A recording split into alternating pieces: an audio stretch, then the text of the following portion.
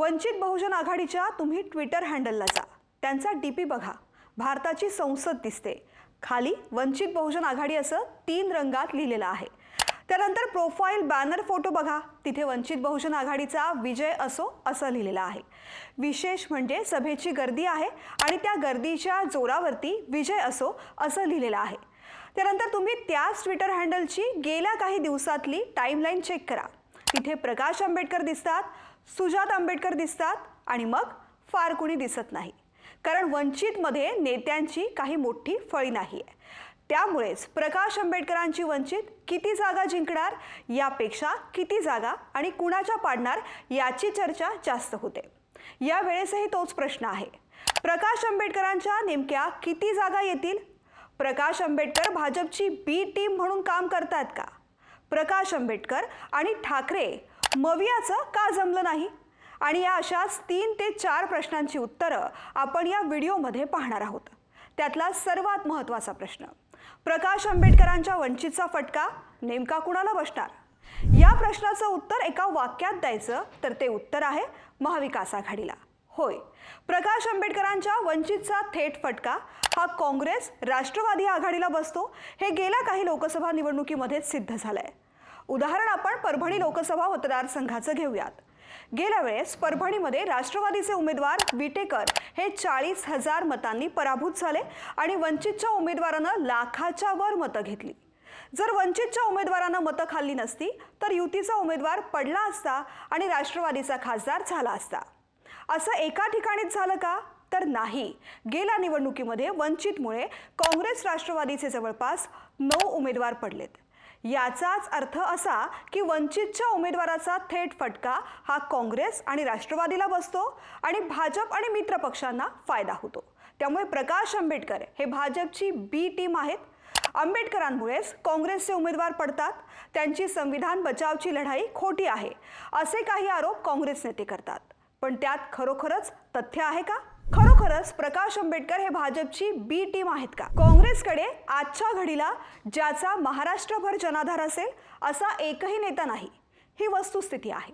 त्या उलट प्रकाश आंबेडकर कदाचित आजच्या घडीला असे एकमेव नेते आहेत ज्यांचा महाराष्ट्रभर बेस आहे। भलेही तो खूप मोठा नसेल, पण त्यांना मानणारा एक वर्ग सांध्यापासून बांधापर्यंत पसरलेला दिसतो। तो मतदार लॉयल आहे, म्हणजेच उमेदवार कुणीही असो तो वंचितचा आहे म्हटलं की त्याला लाख सव्वा लाख मतं कुठेच गेलेली नाहीत। त्याचा पुरावा गेल्या वेळेसची लोकसभेची निवडणूक। वंचित बहुजन आघाडीनं लोकसभेच्या सर्वच्या सर्व म्हणजेच 48 जागा लढवल्या, पैकी फक्त एका जागेवरती विजय झाला, तो होता औरंगाबादचा। MIMचे इम्तियाज जलील विजयी झाले, बाकी सर्वच्या सर्व 47 उमेदवार पडले। पडणाऱ्यांमध्ये खुद्द प्रकाश आंबेडकर यांचाही समावेश होता। आंबेडकर अकोला आणि सोलापूर अशा दोन्ही ठिकाणाहून पडले। आंबेडकरांच्या पराभवापेक्षाही चर्चा झाली ती वंचितनं दिलेल्या हबाड्याची। वंचितला राज्यामध्ये 40 लाखापेक्षा जास्त मतं मिळाली। त्यांचे 41 उमेदवार हे 3ऱ्या स्थानी होते। काही उमेदवार तर काँग्रेस राष्ट्रवादीच्या उमेदवाराला धोबी पछाड करत 2ऱ्या स्थानी होते। काँग्रेस राष्ट्रवादीनं पराभवाचं विश्लेषण केलं, त्यावेळेस त्यांना कारण सापडलं वंचित। या पक्षांनी आवाज उठवायला सुरुवात केली, आंबेडकर हे भाजपची बी टीम आहेत। पण तसं म्हणायला खरोखरच किती वाव आहे? जर वंचितचा एवढा मोठा जनाधार आहे तर काँग्रेस राष्ट्रवादीवाले त्यांना सन्मानजनक जागा का देत नाहीत? का जागा वाटप करताना त्यांच्यासमोर दुय्यम भूमिका घेत नाहीत? ज्या निवडणुकीमध्ये काँग्रेसचा फक्त एकच खासदार निवडून आला तिथे त्यांनी वंचितला बी टीम का म्हणावं? काँग्रेसचे तथाकथित दिग्गज जिथे भाजपच्या दारामध्ये प्रवेशासाठी हात जोडून उभे आहेत, तिथे आंबेडकरांना भाजपचं बाहुलं का म्हणावं? पण काही असो, एक गोष्ट निश्चित, प्रकाश आंबेडकरांचे उमेदवार निवडून जरी येत नसले तरी ते 18 पगड जातींना राजकीय प्रतिनिधित्वाची संधी देतात, यात शंकाच नाहीये। म्हणूनच कदाचित उमेदवाराच्या नावासमोर जातही सांगणारे ते एकमेव नेते आहेत। मग अर्थातच सवाल निर्माण होतो, प्रकाश आंबेडकर नेमक्या कोणत्या जातीचं वर्गाचं राजकारण करतात? प्रकाश आंबेडकर उमेदवाराच्या नावासमोर जात का सांगतात? वंचितनं उमेदवारांची यादी जाहीर केलेली नसेल तरी तुम्ही त्यांच्या ट्विटर हँडलला जा, तिथे ती यादी नक्की बघा। त्यामध्ये इतर पक्षांपेक्षा एक गोष्ट वेगळी जाणवेल, ती म्हणजे उमेदवाराच्या नावासमोर त्याची जातही दिसेल। उदाहरणार्थ अलीकडेच बीडमध्ये वंचितनं अशोक हिंगे पाटलांना उमेदवारी दिली आहे. त्यांच्या नावासमोर त्यांची जातही लिहिली आहे, कुणबी मराठा. असं वंचित फक्त एकाच उमेदवाराबरोबर करतं असं नाही, तर प्रत्येक उमेदवाराची जात सांगितली जाते. मग प्रकाश आंबेडकर हे जातीचं राजकारण करतात असं म्हणायचं का? याबाबत खुद्द प्रकाश आंबेडकरांना विचारलं असता ते म्हणतात, आज आम्ही जात जाहीर केली कारण ही पद्धत कोणताच पक्ष स्वीकारत नाही. शिवसेना, भाजप, राष्ट्रवादी काँग्रेस या पक्षामध्ये मराठ्यांव्यतिरिक्त कुणालाच उमेदवारी दिली जायची नाही. हीच पद्धत पुढे घराणेशाहीमध्ये बदलली.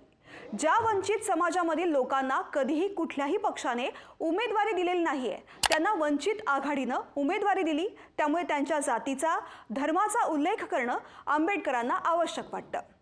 यावर्षी प्रकाश आंबेडकरांनी प्रामुख्याने बंजारा, मातंग, बौद्ध, माळी, धनगर, मुस्लिम, मराठा, जैन, कुणबी, लिंगायत, तेली, ढिवर या जातींना प्रतिनिधित्व दिलंय.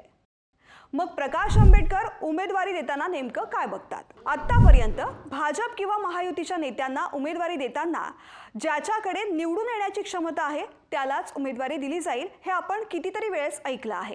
थोड्याफार फरकानं महाविकास आघाडीचेही हेच सूत्र आहे. पण प्रकाश आंबेडकरांचं उमेदवारीचं सूत्र नेमकं काय आहे? आंबेडकर उमेदवारी देताना निवडून येण्याचं मेरिट बघतात की नाही? भाजपला पोषक असणारे आणि आघाडीला झटका देणारे उमेदवार देतात का?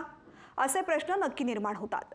गेल्या वेळेस म्हणजे 2019च्या निवडणुकीला आंबेडकरांनी धनगर, कुणबी, भिल्ल, बौद्ध, कोळी, वडार, लोहार, वारली, बंजारा, मुस्लिम, माळी, कैकाडी, धीवर, मातंग, आगरी, शिंपी, लिंगायत आणि मराठा या जातीचे उमेदवार दिले होते. यावेळेस मात्र त्यांनी थोडंसं वेगळं सूत्र आणण्याचा प्रयत्न केल्याचं दिसतंय. मग यावेळेस आंबेडकरांचे उमेदवार निवडून येणार का? नाही आले तर मग कुणाला पाडणार? या प्रश्नाचं उत्तर उमेदवारांच्या यादीवरती एकदा नजर टाकली तर नक्कीच लक्षात येईल. वंचितचे उमेदवार भाजपला झटका देतील का?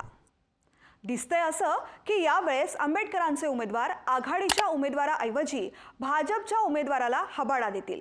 कारण उमेदवारी देताना जो आता खासदार आहे त्याच्याच जातीचा किंवा त्या मतदारसंघामध्ये निर्णायकी असलेल्या जातीचा उमेदवार आंबेडकरांनी दिलेला दिसतोय.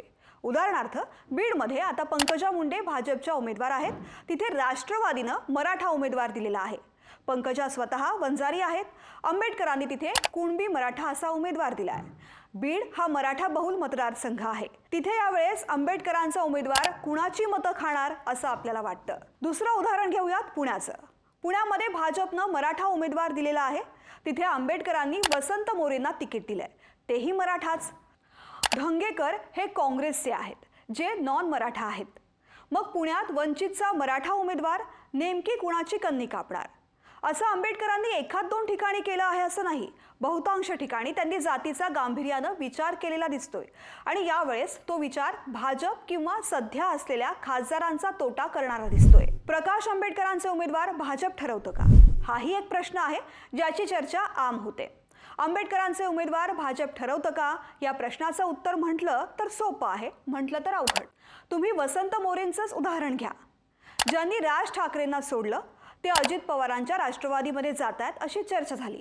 प्रत्यक्षात ते शरद पवारांच्या भेटीला गेले. त्यांची उमेदवारी निश्चित होते अशा वावड्या उठल्या आणि एके दिवशी त्यांना थेट वंचितची उमेदवारी जाहीर झाली. विशेष म्हणजे वसंत मोरे हे असे एकमेव उमेदवार आहेत ज्यांना आधी वंचितची उमेदवारी मिळाली आणि नंतर त्यांनी पक्षात प्रवेश केला. मग प्रश्न पडतो, वसंत मोरे नेमके कुणाचे? पवारांनीच मोरेंना आंबेडकरांकडे पाठवलं का? की भाजपच्या टॉनिकवर ते आंबेडकरांकडे गेले? दुसरं उदाहरण शिरूरचं बघा. आंबेडकरांनी मंगलदास बांदल यांना उमेदवारी जाहीर केली. बांदल हे भाजपच्या अनेक नेत्यांसोबत अनेक व्यासपीठावरती दिसलेले होते. ते भाजपचेच आहेत हे सर्वश्रुत होतं. तरीही आंबेडकरांनी त्यांना उमेदवारी का दिली? आंबेडकरांकडे स्वतःची नेत्यांची फळी नाही का? बांदलांची उमेदवारी भाजपनं ठरवली की आंबेडकरांनी? वंचितनं जी यादी जाहीर केली होती त्यात बांदल यांचं आडनावही चुकलेलं होतं. ते बागुल असं झालेलं होतं. वंचित नेत्यांना उमेदवारी देताना माहिती घेतं की नाही? बांदलांच्या उमेदवारीवर मोठी टीका झाली. सोशल मीडियावर प्रतिक्रिया उमटायला लागल्या. तरीही बांदलांचं भाजप प्रेम काही थांबलं नाही. इंदापूरच्या दौऱ्यात ते थेट फडणवीसांच्या आधी स्वागताला हजर होते आणि नंतर बैठकीलाही. शेवटी वंचितवर त्यांची उमेदवारी रद्द करण्याची नामुष्की ओढवली. का? प्रकाश आंबेडकरांच्या उमेदवाराबाबत असं का झालं? वंचितचे उमेदवार जरी भाजपवाले ठरवत नसले तरी सुद्धा ज्यांना त्याचा फायदा होणार आहे तो त्यांना रसद पुरवतो, असं पाठीमागच्या निवडणुकीमध्ये आरोप झालेत. आता तुम्हाला हे वेगळं सांगण्याची गरज आहे का की वंचितच्या उमेदवाराचा फायदा कुणाला होतो? तुम्हाला काय वाटतं? तुमच्या मतदारसंघामधला वंचितचा उमेदवार निवडून येणार का? नाही आला तर तो कुणाला पाडेल? कुणाला त्याचा फायदा होईल? तुम्ही त्याचं उत्तर नक्की द्या. NDTVचे एक्सप्लेनर लाईक करा, सबस्क्राईब करा, शेअर करा आणि हो, तुमचं जे काही मत आहे ते कमेंट बॉक्समध्ये नक्की द्या.